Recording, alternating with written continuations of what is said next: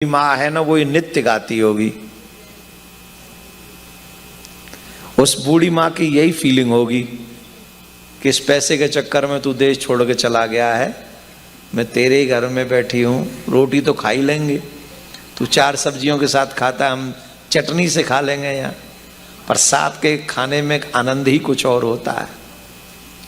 खैर मैं आपको इमोशनल नहीं करूँगा क्योंकि कईयों के नेत्र भर आए हैं और मैं मेरे भी भर आए, क्योंकि मेरी भी माँ कहती रहती है मुझसे, मेरी माँ भी बहुत दुखी रहती है ना मुझसे, इतने दिन के लिए चला जाता है। और मेरी माँ तो ये कहती है कि देश में रह कितने भी दिन बाहर रह, लगता है घर में ही है, और तू जब विदेश जाता है 10 दिन के लिए भी तो बड़ी टेंशन हो जाती है मुझे, विदेश मत जाया कर, कसम से मेरी माँ मुझसे कहती है। और जब ये बात बोल रहा था ये पंक्ति तो मुझे मेरी आजा अपने घर में भी रोटी, मुझे मेरी माँ की याद आ गई। सच बताएं, इस संसार में माँ बहुत प्यार करती है बच्चों से, चाहे हम कितने भी बूढ़े हो जाएं, माँ माँ ही होती है, माँ जैसा कोई नहीं हो सकता। इसलिए जितने भी बच्चे यहाँ बैठे हैं, बहुएं बैठी हैं, अपनी माँ की खूब सेवा करना, क्योंकि एक आशीर्वाद प्रकृति से लड़ने की सामर्थ्य देता है माँ का। एक आशीर्वाद तुम्हें प्रकृति से लड़ा देगा, प्रकृति से हर जिता देगा तुम्हें, माँ के बल आशीर्वाद में बहुत सामर्थ्य है। तो खैर लौट के आ जाइए, मेरा मकसद ये नहीं था कि आपकी आंखों में आंसू आ जाएं, मैं तो कुछ और कहना चाह रहा था। तो सुख की खातिर हम लोग कहां कहां नहीं भटक रहे, पर जीवन का अंत हो जाता है, सुख नहीं मिलता है, जीवन का अंत हो गया, सुख नहीं मिल रहा है। सुख क्यों नहीं मिल रहा है? बोले दुखी लोगों में सुख की तलाश कर रहे हैं, जो ऑलरेडी दुखी हैं उनसे आशा कर रहे हैं कि इनसे हमें सुख मिलेगा। सुख कैसे मिलेगा? जो सुखी हैं अगर उनके पास जाकर बैठ जाएं तो हमें सुख मिलेगा। बोले सुखी कौन है? बोले आनंद का सागर तो कोई है तो वो श्री कृष्ण है, कृष्ण के हो जाओ सुख ही सुख है। एक और है ना वो गाना, तू प्यार का,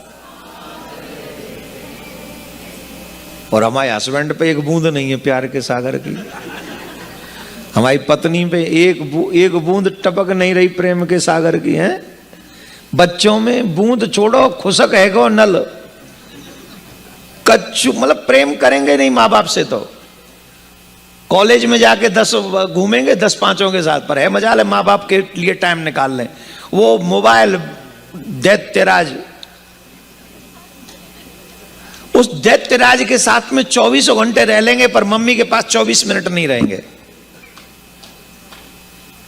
ये कौन है? दैत्यराज, मोबाइल।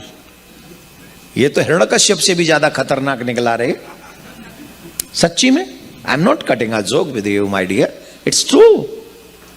आप देखिए मोबाइल धीरे धीरे परिवार तो तोड़ ही रहा है, फीलिंग भी कम कर रहा है।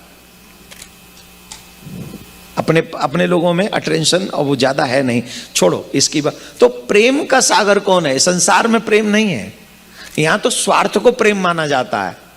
तो मेरी भावना पूरी करो, मैं तुम्हारी भावना पूरी करूंगा। मैं तुम्हें रेड रोज दे दूंगा तो मुझे रेड रोज दे देना, सो लव यू हो जाएगा। और तुमने अगर मुझे रेड रोज नहीं दिया तो सियावर रामचंद्र की जय, चलो तुम अलग हटो, दूसरे से ले लेंगे। तो ये क्या है? What is this? ये प्रेम नहीं है, ये तो बिजनेस है, गिव एंड टेक सिस्टम है। प्रेम तो मेरे ठाकुर जी से हो सकता है, वो भी निस्वार्थ, और ठाकुर जी भी प्रेम करता है निस्वार्थ, हर किसी को रोटी देता है, चाहे पापी हो चाहे अच्छा, पूछता भी ऐसा नहीं पापी रहे तो रोटी नहीं दूंगा, ले तू भी खा, ऐसा दयालु है वो। तो ऐसे दयालु कौन है? वो प्रेम का सागर है। अगर उसके पास बैठ जाएंगे तो क्या होगा बताओ? हनुमान जी खुश हैं कि नहीं? आनंद में है कि नहीं? हनुमान जी बोलो। ध्रुव जी को आनंद मिला कि नहीं? प्रहलाद जी को मिला कि नहीं? सबरी को मिला कि नहीं? विदुरानी को मिला कि नहीं? निषाद को मिला कि नहीं? कितने भक्तों की लिस्ट है जो उनके सानिध्य में चले गए तो आनंद की सीमा नहीं रही, उनके आनंद के सागर में उन्होंने भी गोते लगाए। बोलो राधे राधे। तो ज्ञान असीमित, सत्ता असीमित और आनंद भी, तो उन्हीं के सानिध्य में आ जाओगे। एक और बात है, व्यक्ति 3 प्रकार से सुखी और दुखी होता है, दैहिक, दैविक, भौतिक। शरीर से दुख और सुख, देवताओं का सुख और दुख, और समाज का सुख और दुख, हाँ या ना?